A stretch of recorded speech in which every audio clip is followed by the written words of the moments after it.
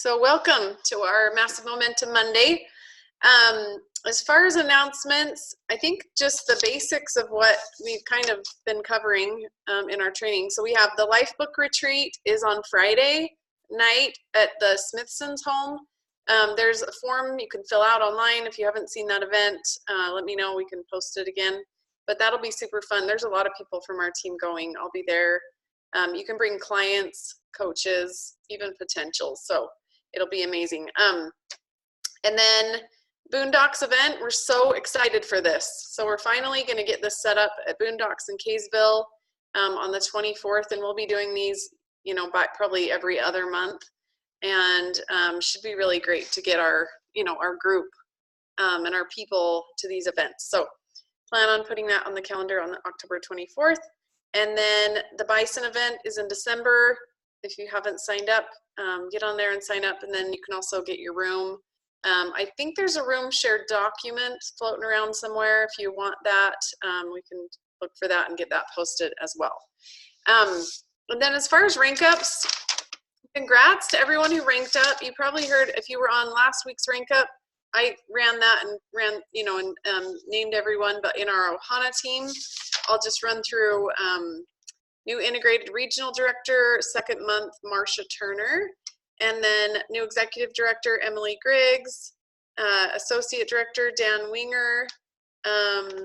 Let me know if I'm missing anyone. Dessa Wright, these are senior coaches, Dessa Wright, Janalee Millard, Tina Griffin, Kurt Craner. And then 10,000 Club, this is those running over 10,000 in their front line. Bonnie and Yella, Katie and Dave Frampton, Heather Humphrey, Haley Trujillo, Jenny Langston, Marcia Turner, and Trisha and Shane Oaks. So congrats, you guys. That's awesome. And October is looking to be a big month, so we're excited to see what happens with October. And you guys are just amazing. So I will quickly turn the time over to Tandy and Allie. Take it away. Hey, so today we'll go fast because we're getting started a little bit late. We're going to talk concept busting. It's a super awesome topic, and it's really hard to cover in 20-25 minutes. Allie and I, we're going to do our best, but a lot of this info is meant for you to just get ideas from and then go further with your personal study. So take lots of notes if you can. To get started, everyone has limiting beliefs, negative self-concepts, belief ceilings, whatever you choose to call it. But also, most of us find it so difficult to get past them.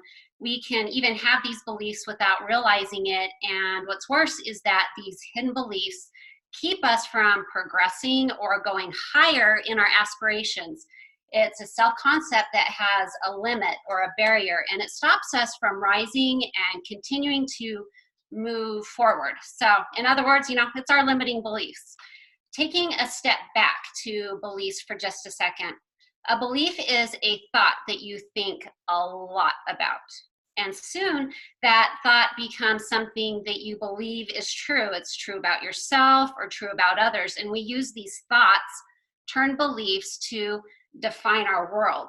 Then these beliefs are used by us, our brain, to determine our experience of this world as we travel through life. So have you ever stopped to question your beliefs? Sometimes it's really difficult because so many of our belief ceilings are beliefs that have just gone unquestioned. One of the reasons why is that questioning our beliefs is so super uncomfortable for our brain. Our brain does not like us to challenge our self-concepts because it likes everything to conform and to be certain. No new surprises for our brain. In fact, it looks for evidence or proof in everyday situations for those belief ceilings that we already have.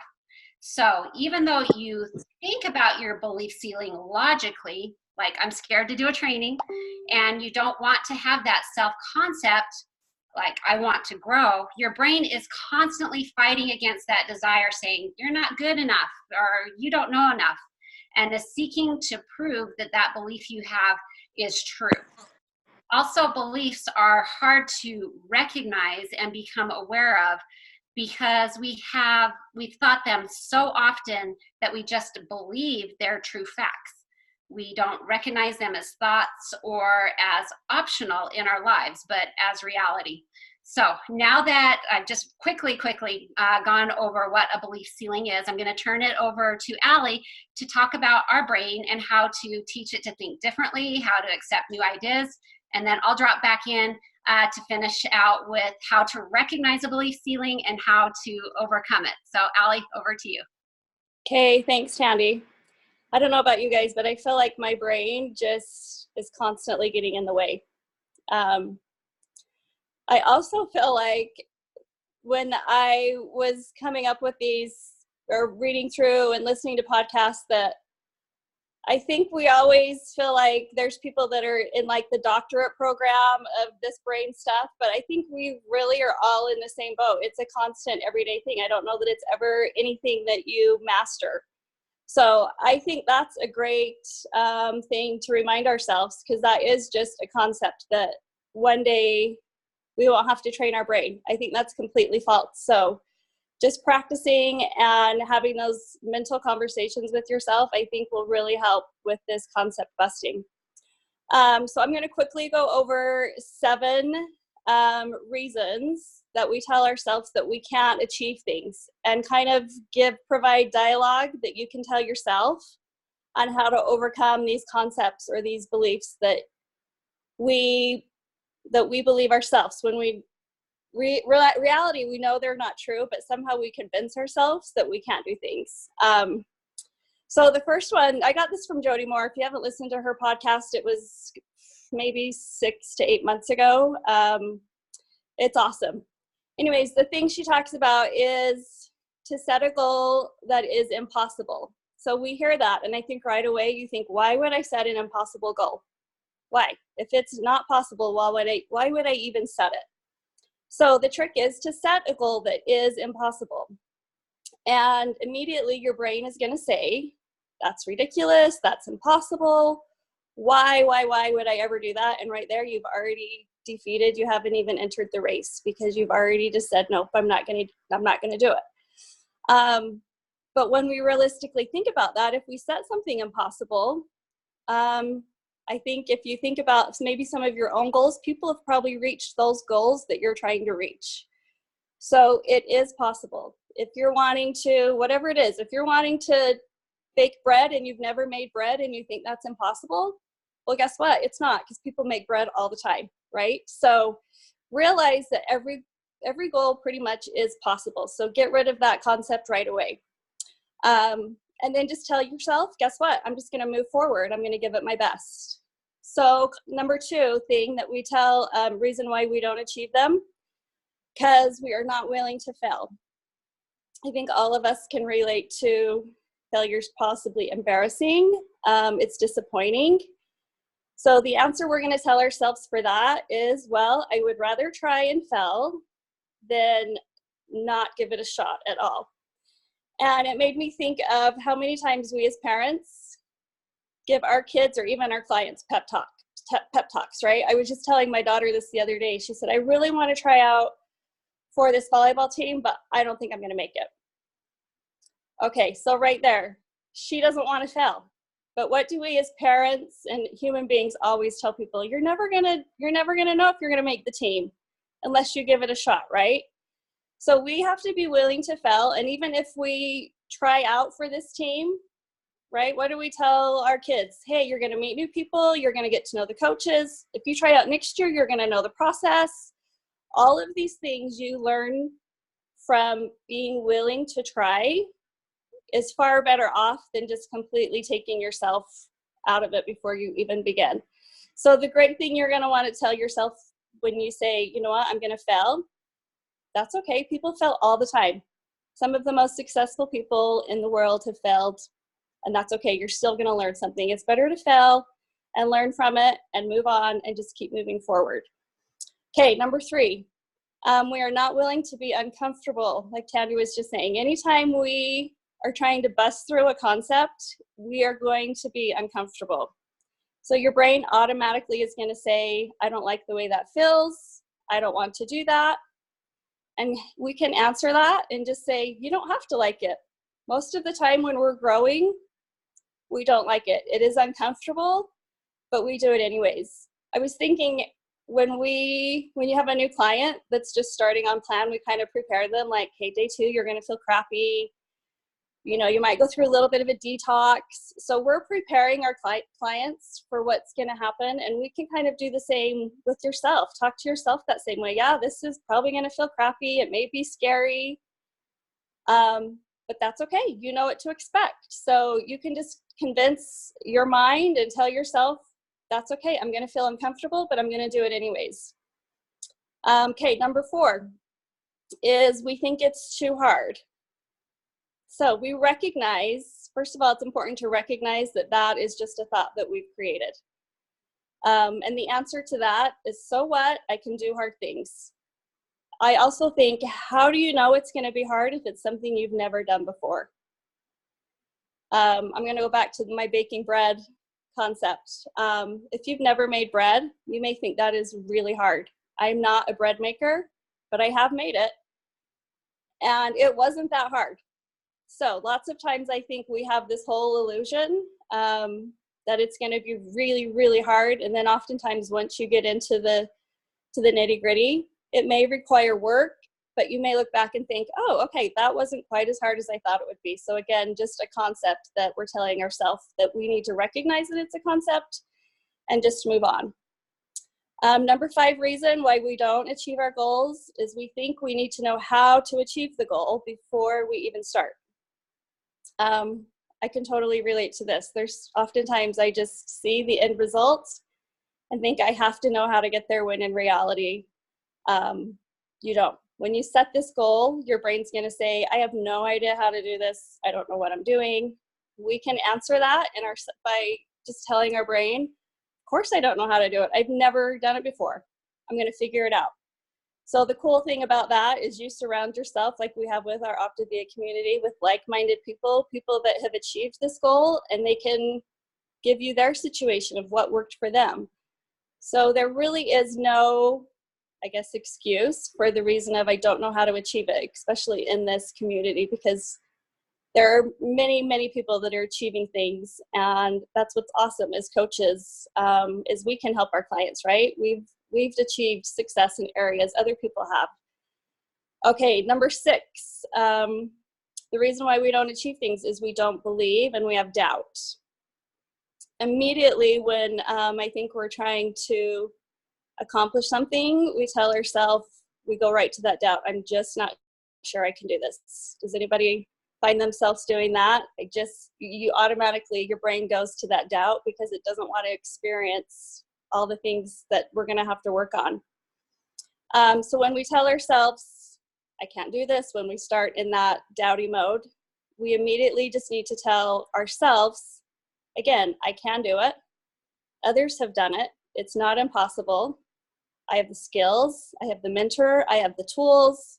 Once you start breaking it down like that, it really just takes the doubt and puts the fact into your brain. It starts feeding it with facts on how to retaliate those doubts. And guess what? You don't need to know all 976 steps or whatever it's going to take. You just start by taking the action and moving forward. So that's what you're going to replace the doubt with, is kind of like, well, here we go. Here's step 1.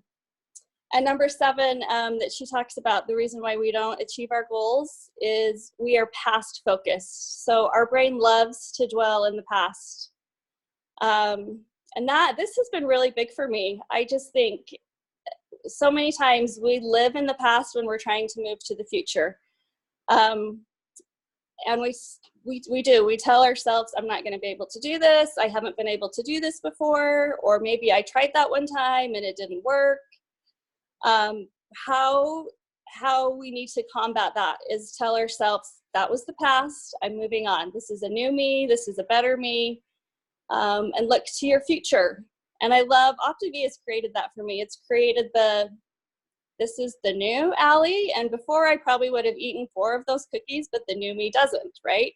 So we can apply that into all aspects is looking at your future self. I love the idea of visualizing in your mind, whatever that goal is that you're working on, visualize yourself how you would look once you've achieved that goal. And so you start functioning as the future you. Like, okay, how would I act? How would I dress? How would I answer that question if I could reach that goal? So then your brain starts thinking, oh, I can do that now. I may be close to my goal. And like my daughter was saying, she's like, I can act like a home run hitter. I've hit it to the fence. I'm all but there. And I'm like, you really can. You can act like you're a home run hitter because you're capable. So you can act like you're, whatever it is that your goal is, you can act like you're a senior coach. If you have 4 coaches, you're going to get 1 more.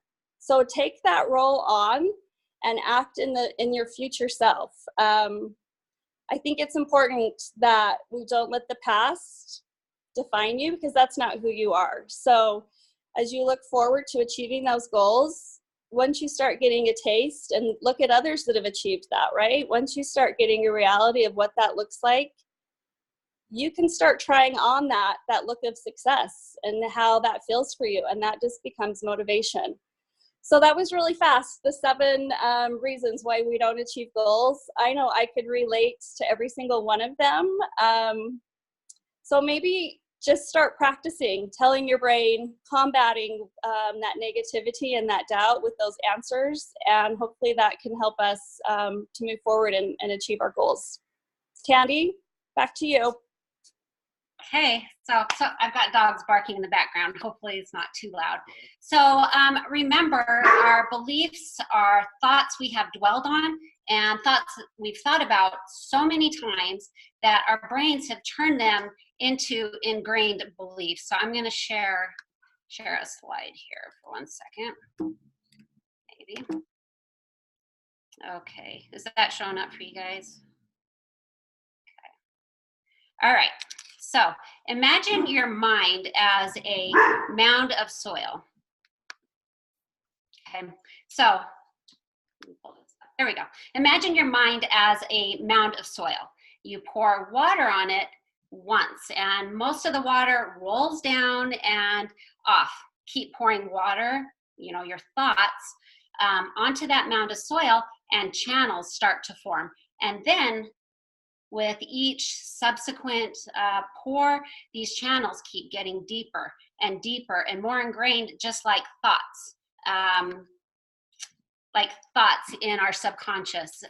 We have to spend so many years being conditioned, or let me take a step back. We spent many, many years conditioning our thoughts, being conditioned on our thinking, our thoughts into beliefs, and creating these deep channels in our subconscious. And now, as we become more aware of wanting to change, we need to start to unlearn these beliefs. We have to metaphorically fill in these channels that we've created by keep having these same thoughts. So these old beliefs or negative thoughts are what Jim Rohn calls diseases of attitude. And I noticed that this phrase has a great acronym. So DOA, dead on arrival. Attitudes that are sure to kill our dreams. So these attitude diseases are like weeds that grow in our garden. Like a garden, you can't ignore the weeds and hope that they go away. You have to handle it. You have to cultivate the good, remove the bad, pour water in your garden, your good thoughts on the positive, right? It requires you to be more active and not just settle in your life. I love what Jim Rohn has to say on this. So I'm going to jump off topic just slightly because I really think that these diseases of attitudes or attitude diseases tie into our concepts and our thinking. So these diseases are the negative weeds in our mind, but there are also the opposite. We have the flowers or the positive growth, which we want to cultivate. So the first disease of attitude is the disease of indifference. It's being apathetic, not caring one way or another, just kind of being blah, having, you need to have strong feelings, a sense of purpose, pump yourself up, be excited, okay? Next one is a mild approach to life. You know, you can have tomatoes or salsa, right? To be any kind of a winner, you have to get worked up. You just can't drift to the top of the mountain. You have to work at these things, try harder, read more, set your goals, learn to put everything you've got into everything you do. Jim Rohn says just go for it, okay? Next one, indecision. You can't make up your mind. You have mental paralysis. A life full of adventure is a life full of many decisions. Even if the decision is wrong, it gives you better experience to make better decisions, right? So don't see how many decisions you can get out of, see how many decisions that you can get into, okay? Next one, and I think this is the biggest that a lot of us have, is doubt, okay? Doubt is it's a plague. Self-doubt is one of the worst diseases of attitudes that we can have, and some of us are just chronic self-doubters. I can't achieve that, I can't have that, I can't be that, etc. Okay? So we need to flip the coin around and become a believer. You know, dare to believe in yourself and your self-worth. Next one is worry. Worry causes health problems, social problems, family problems. To overcome worry, sometimes it starts with a decision to no longer be a super worrier. Instead, you know, fight for your dreams, be positive, and, you know, super warrior. It's a little hard to say, warrior versus warrior. Next one, being over cautious, okay? Being too cautious, having a timid approach to life, being too focused on the risks, okay? Using what if statements. What ifs, you know, these what ifs, they're like the language of the poor. They hold you back. So it's easy to excuse yourself out of life, but the key to remember is that life, it's all risky. You know, the moment that we're born, it got risky for us. So don't ask for security, ask for adventure. Okay, moving on. Pessimism. Okay, looking always on the bad side, having negative thinking, always searching out for the problems, the difficult side, listing all the reasons why it can't be done or we can't do it. You're not looking for rights, but you're always looking for the wrongs, trying to find fault. So our lives are mostly affected by the way we think things are, okay? We use that filter, and our brain filters through our beliefs and what we think. So Jim Rohn states that poor thinking habits keeps most people poor, okay? People work hard, but they don't sometimes think hard. So think of your mind as a mental factory. Our thoughts are like the ingredients that we're pouring into it all day long. And that's what's building our economic, our social, our financial, the foundations for our life, okay? There's that Bible verse, as you think, so you become, right? For me personally, I had to get rid of talk radio. I was a talk radio junkie, and it's just so negative that it was starting to influence, so out it went. So ask yourself, what ingredients am I pouring in? Okay, how are you influencing your thinking? What are you reading? You know, you can examine your home library.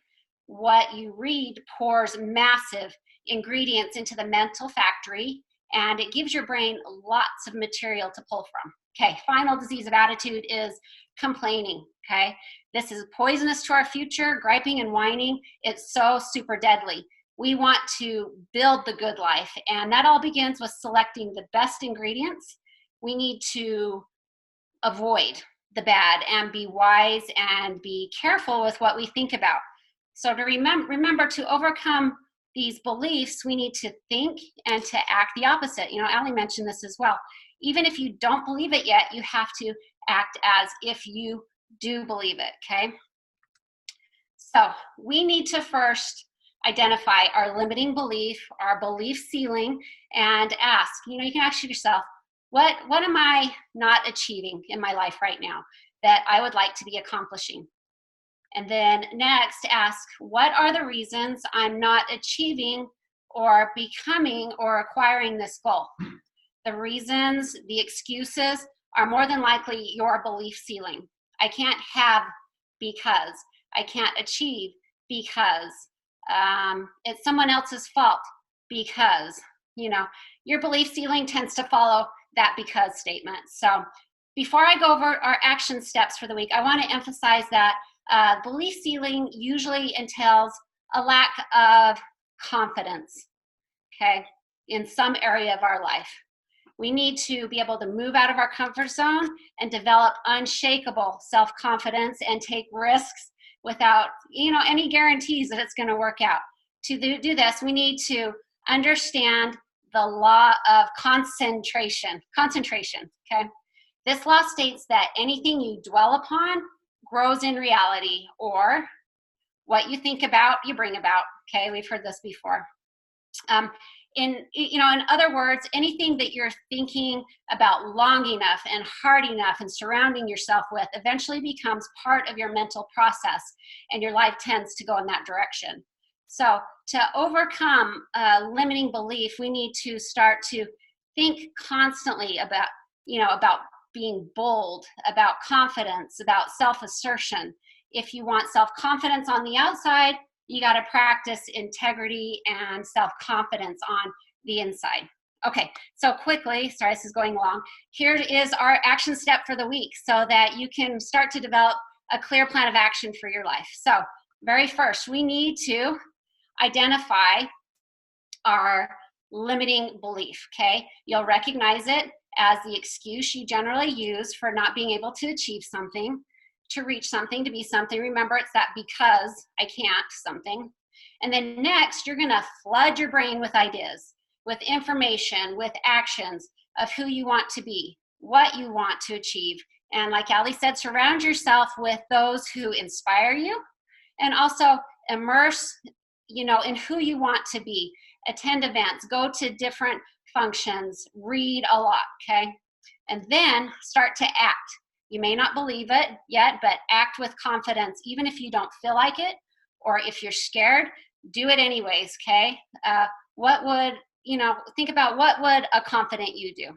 Okay, finally, have a goal. This will allow you to move past the obstacles and stay focused on moving towards your goals. You always want to make sure that you have at least one major goal that you are, working towards. So first, to do that is write down 10 goals you want to accomplish in the next 12 months.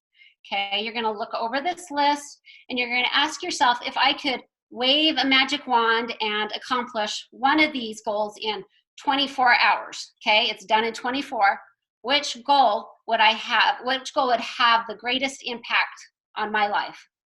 Okay, and then next, pick that goal as your most important, impactful goal, and this is your definite purpose, your major goal. And then you're going to create a deadline for this major goal. Is it a week? Is it a month? Is it 6 months? And, date, time, stamp it, okay?